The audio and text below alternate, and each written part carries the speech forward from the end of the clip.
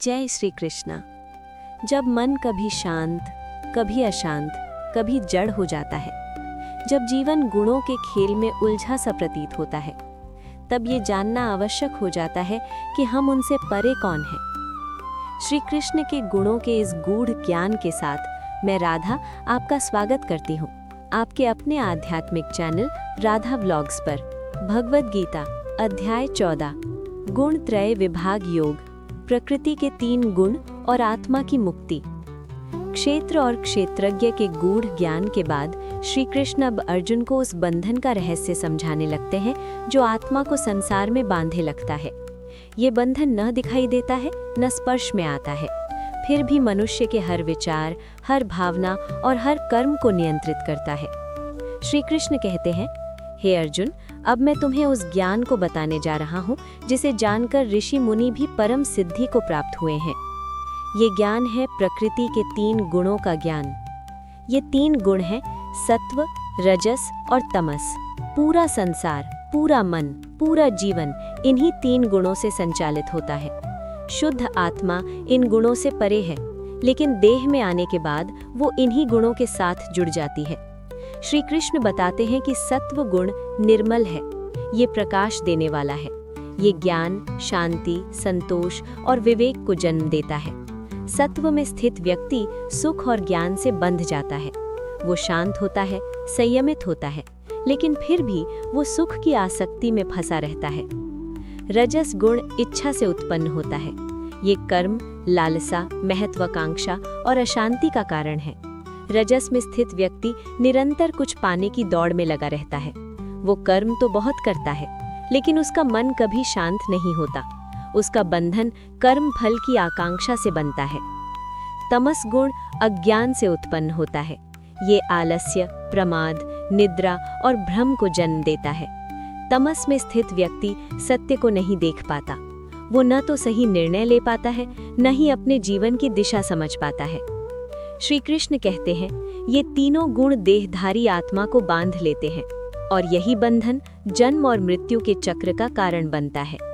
फिर श्री कृष्ण बताते हैं कि मृत्यु के समय जो गुण प्रधान होता है, आत्मा उसी के अनुसार अगला जन्म प्राप्त करती है। सत्व में स्थित आत्मा उच्च लोकों को प्राप्त होती है। रजस में स्थित आत्मा कर्म लोक में पुनर्जन्म लेती है। तमस में स्थित आत्मा अधोगति को प्राप्त होती है। ये सुनकर अर्जुन समझने लगता है कि जीवन की दिशा केवल बाहरी परिस्थितियों से नहीं, बल्कि भीतर के गुणों से तय होती है। फिर श्री कृष्ण बताते हैं कि कैसे व्यक्ति इन गुणों से ऊपर उठ सकता है। वे कहते हैं, जो व्यक्ति ये देख लेता है कि सारे कर्म गुणों द्वारा किए जा रहे हैं और आत्मा केवल साक्षी है, वही गुणों से परे हो जाता है। जो व्यक्ति न प्रकाश से मोहित होता है, न प्रवृत्ति से, न ही मोह से, जो गुणों के आने जाने में विचलित नहीं होता, जो सुख दुख में समान रहता है, जो मान अपमान मित्र शत्रु में संभाव रखता है, वही गुणातीत कहलाता है। गुणातीत व्यक्ति न किसी कर्म से बंधता है, न किसी फल से।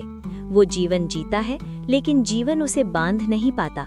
श्री कृष्ण आगे कहते हैं कि गुणातीत व्यक्ति वो है जो न सत्व के प्रकाश में फंसता है, न रजस की दौड़ में बहता है और न तमस की जड़ता में डूबता है।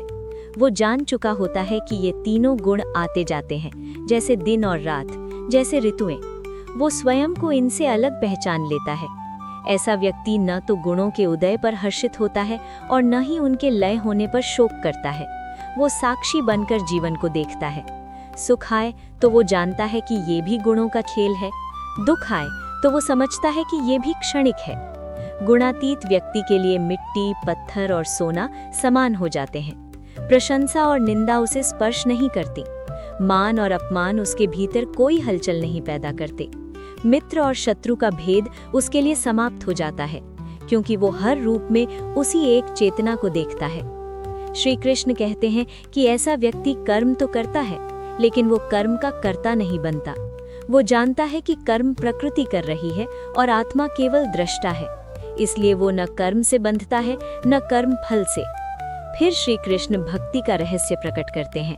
वे कहते हैं कि जो व्यक्ति अविचल और अनन्य भक्ति से मेरी शरण में आता है, वही इन तीनों गुणों को पार कर सकता है। भक्ति यहाँ केवल भावना नहीं, बल्कि पूर्ण समर्पण है। ऐसा समर्पण जिसमें अहंकार का पूर्ण विसर्जन हो जाता है। श्री कृष्ण स्पष्ट करते हैं कि मैं ही उस अमृत अविनाशी ब्रह्म का आधार हूँ, मैं ही शाश्वत धर्म का आश्रय हूँ और मैं ही परम आनंद का स्रोत हूँ। इस वाक्य के साथ अध्याय 14 अपने चरम पर पहुँचता है। यहाँ श्री कृष्ण ये स्पष्ट कर देते हैं कि गुणों से मुक्ति केवल ज्ञान से नहीं, केवल कर्म से नहीं, बल्कि भक्ति के द्वारा संभव है।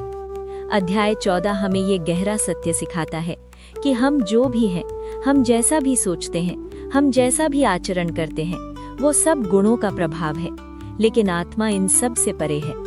जब मनुष्य ये पहचान लेता है कि मैं गुण नहीं हूँ, मैं उनका साक्षी हूँ, तभी वो मुक्त होता है। जहाँ अध्याय 13 ने हमें ये सिखाया कि मैं शरीर नहीं हूँ, वही अध्याय 14 ने हमें ये सिखाया कि मैं स्वभाव भी नहीं हूँ। हम न तो केवल शांत हैं, न केवल चंचल हैं, न केवल जड़ है। हम उस चेतना का अंश हैं जो इन तीनों गुणों को देखती है और उनसे परे स्थित है। यही गुण त्रय विभाग योग का दिव्य संदेश है। गुणों को जानो, उनसे बंधो मत। और जब ये ज्ञान भक्ति से जुड़ जाता है तो आत्मा सहज ही मुक्ति के द्वार तक पहुंच जाती है। यही अध्याय 14 की पूर्णता है। राधे राधे।